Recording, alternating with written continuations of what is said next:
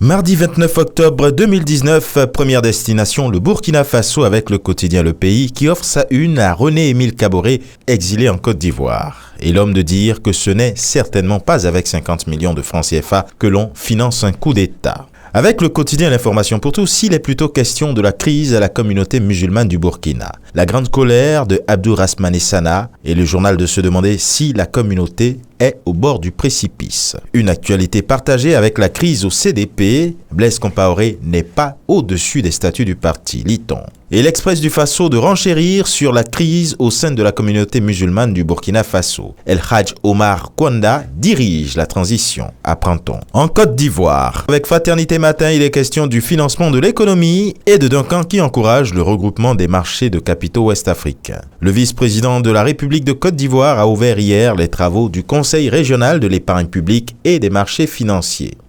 Le Jour Plus lui fait état de la visite du Premier ministre dans le Tonki à l'approche des élections de 2020. Cohésion sociale, développement local, social, les 4 messages forts d'Amadou Gon Coulibaly. Et puis en manchette du Patriote, Big Togo de dévoiler la puissance du RHDP hier face à la presse. Le même Madame Big Togo de revenir à la une de l'intelligent d'Abidjan. Les mandats à partir de 2020 prennent leur source dans la nouvelle constitution et pas dans l'ancienne. Au Sénégal, avec le quotidien sortie récurrente contre le régime, Macky libère Diakhaté.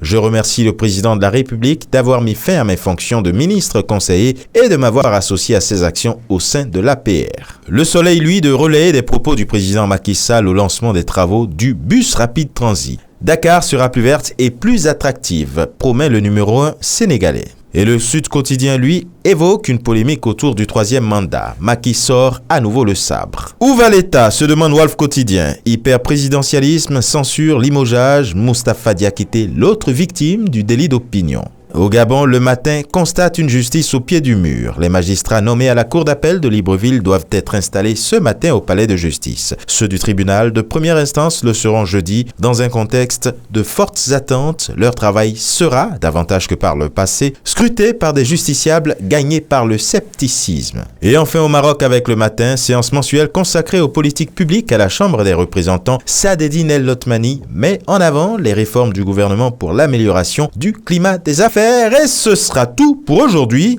À demain.